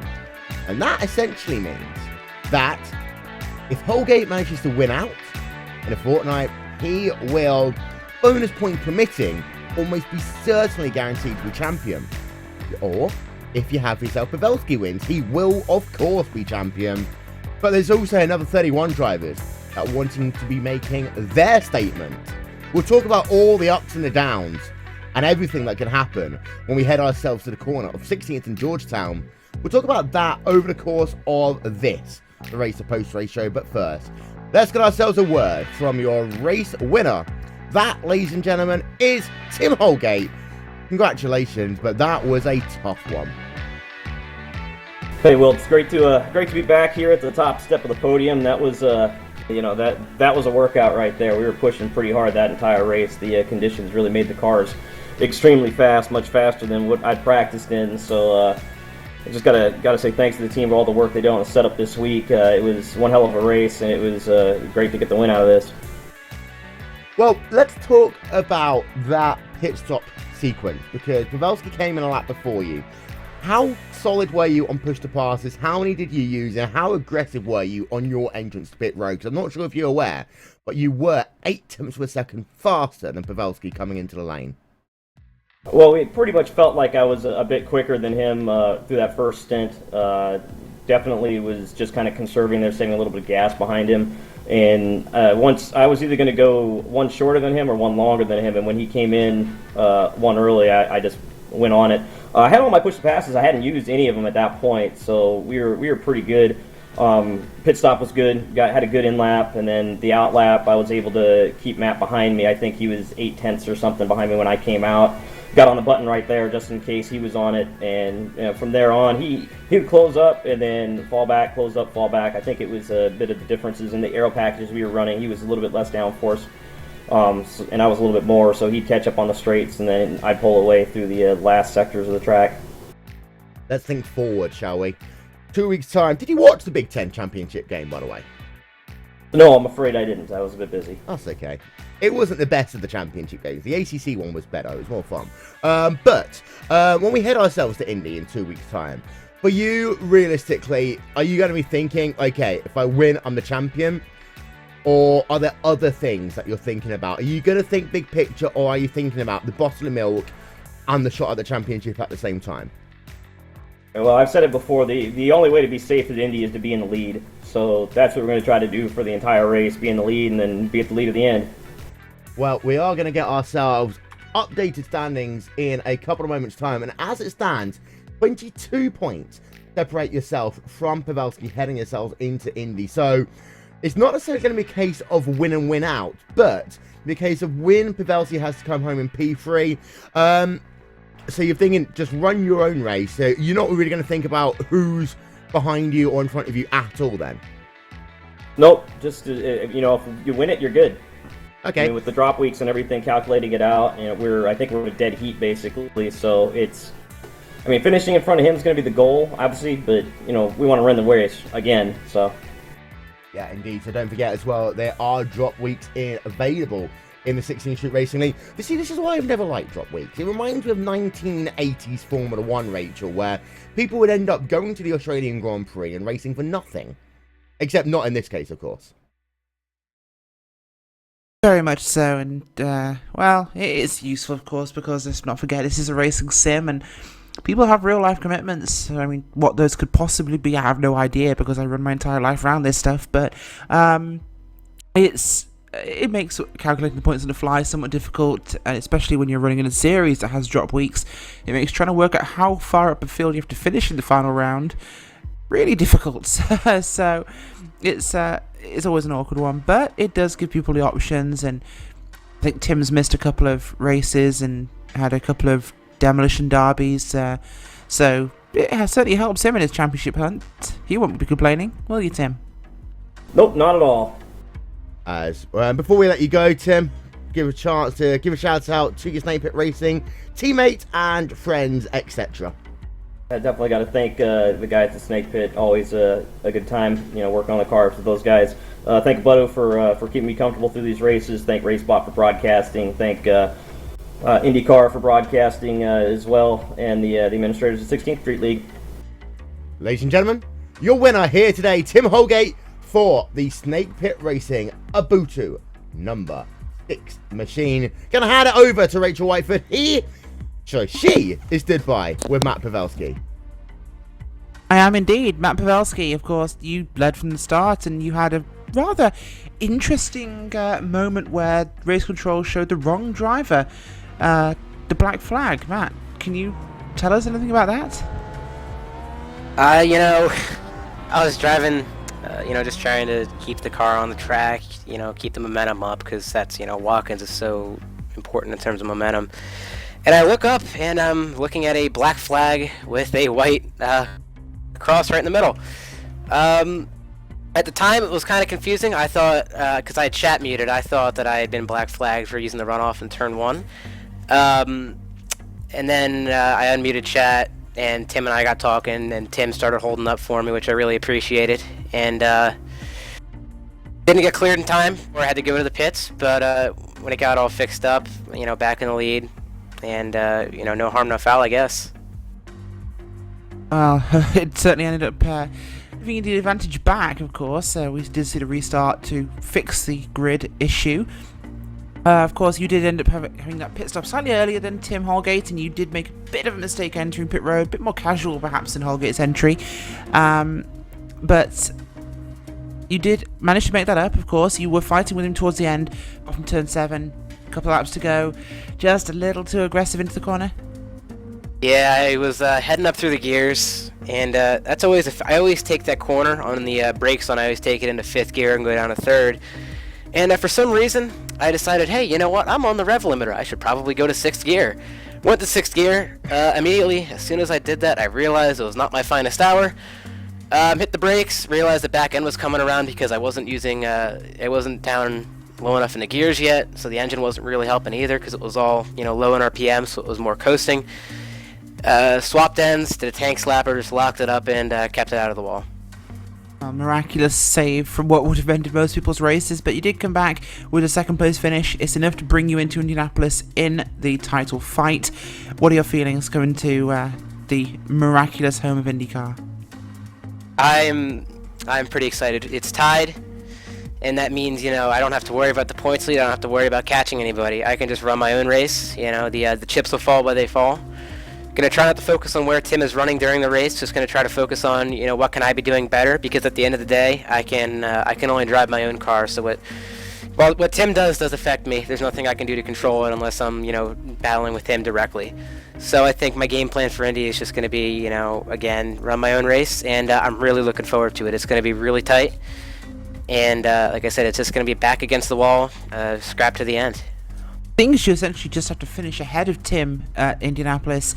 If, for example, Tim's taken out on lap 1 by Brandon Trost, just random name I'm picking out of thin air, not personal, Brandon, you just have to finish. Are you going to go to the back and cruise? I'm just going to do whatever I can to get out of the trouble, and it really, because like I said, we're tied. If something happens to Tim, I'm not going to risk anything. Now, if he's out of the race, which, if he's out of the race, he's out of the race. If anything happens where he can't catch me during the race, even if I wreck, I'm going to go all out trying to win the race. But if he's, 2 or 3 laps down and can get back in it, I'm certainly just going to fall to the back and run. Absolutely, of course. Brandon's just told us that if he does take Tim out on lap 1, he'll get you 2, so equal opportunities there from Brandon Trost. But thank you very much, Matt. Of course, great race today. P number 2 in the end. Will? Indeed so, as the Racer post-race show continues, as we now have ourselves the opportunity to talk to Brandon Trost, who had himself a spin down at the final corner in the early showing of this event, managed to work himself up to P number 6. Trost, hi, how are you? I'm doing good. Best road finish of the year. So, talk us through the spin, then talk us through the comeback. Well, the spin, I came into that corner and the back end started slipping and it snapped and I hit a wall, but I guess I didn't really do too much damage. As for the comeback, we had that competition caution or whatever was going on there. And, so I got a lot of track time back there and then picked up 2 spots on pit road, and from there on, it was going pretty well. So, as far as the championship goes, it really is now a situation between Pavelski and Holgate. But, of course, you still have unfinished business from a year ago with fuel mileage, for example. What is going to be your strategy when we head ourselves to the Brickyard? Of course, qualification starting in a week's time, then the race in 2 weeks' time. Is it going to be a case of getting back what you potentially could have claimed yours a year ago? I don't know. I'm going to have to play conservative a little bit because I am racing Tim for 3rd place in the title, which has a prize payout. So I do want to win that. I mean, Indy would be great, but I'm also not going to risk everything unless it's the last lap. I'm not quite sure if you realise, but Tim Doyle will probably be in the top 5 in the last 10 laps anyway. Yeah, but, you still got to be careful, because if you wreck out on lap 5 of 200 or whatever, you can't do that. Well, we'll see you in 2 weeks' time, Brandon Trost in the 007 car. We forgot to mention Team Enthusiastic, Hold My Broken Rebel, Aero X, Raptor Daddy, Banshee, Snakes as Jesus Takes the Wheel for a Power Slide car is, of course, the number 75 machine on Mike Pavelski. I've only done it 4 times in this broadcast. It is okay. But Rachel, in 2 weeks' time, all roads lead to the 500.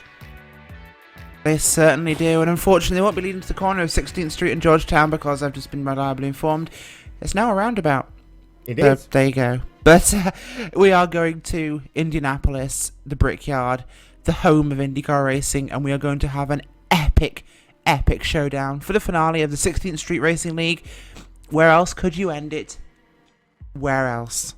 Well, indeed, sir. And that, of course, will be in 2 weeks' time. It'll be here live on RaceSpot TV, streaming live on IndyCar.com, and also on iRacing Live as we close out what will be one of the most exciting races of, one of the most exciting seasons today in the 16th Street Racing League. Just before we go, Austin Espartee, what took you so long? I had a little connection issue. Talk us through what happened with a couple of laps to go that ended up with you not being able to secure the final podium step here today. I was coming into the boot, and I kind of glanced over at my cell phone because someone was calling.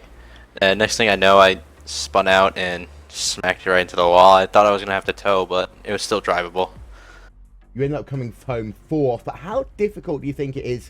How difficult does it feel to have lost that podium to Eric Davis with so many points, of course, already taken now in the championship, so much of the championship done, and you're trying to still got yourself a solid road course podium, because of course you were in that podium position for about 95% of the event. Yeah, it was kind of disappointing because I had, after the pit stops, I had like a 30-second lead on Eric. But then I spun once, then spun again, and that was the end of that. I'm just lucky I hung on to 4th. Well, 2 weeks time, Indy, is it going to be going all out for the buttermilk, or what's your strategy? Probably not. I'm probably just gonna hang back and wait until the last, let's say, 20 laps or so, but we'll see what happens. Ladies and gentlemen, Austin Espartee in the Treble 7 car to give you an update on the championship as it stands. Pavelski and Holgate tied out front. Trost in 3rd. Tim Doyle in 4th. Eric Davis in 5th. Alex Simpson 6th. Joe Branch, Vic Cordell, Brandon Traynor, and Gary Borkenhagen. They round out your top 10. As that, ladies and gentlemen, is all we have time for here today. In 2 weeks' time, we go back to Indy. It is the last race of the championship, and after 10 rounds of racing, we said at the start of the season, all roads lead to the Indianapolis Motor Speedway, and 500 miles will determine not only who is going to be another Indy 500 winner here on the iRacing.com service, but also who is going to be the 16th Street Racing League champion for 2015. There is plenty of prizes, of course, on offer. The winner will get themselves a 2016 IndyCar hard car, as well as an Indy 500 commemorative champagne gift set, as autographed by Tony Kanaan, a Sirius XM satellite receiver, a set of Firestone tires, an IndyCar Nation fan club membership, a 2016 Racer magazine subscription, and $250 of iRacing credits. That is what either Matt Pavelski or Tim Holgate will get in 2 weeks' time. The runner-up will get themselves a Sirius XM satellite receiver, a Racer magazine subscription, and an IndyCar Nation fan club membership, and $150 of iRacing credits. But let's be honest, everyone wants to win the championship. That is all we have time for here today. As we say, ladies and gentlemen, don't forget 2 weeks' time will be Indy. In the meanwhile, there is still plenty of racing here on Racesport TV as we roll out 2015. But as this is our final broadcast before Christmas, happy holidays, ladies and gentlemen. Myself, Will Vincent, from Rachel Whiteford, from Aaron Likens and Hugo Louise, we shall talk to you all next time. Bye-bye.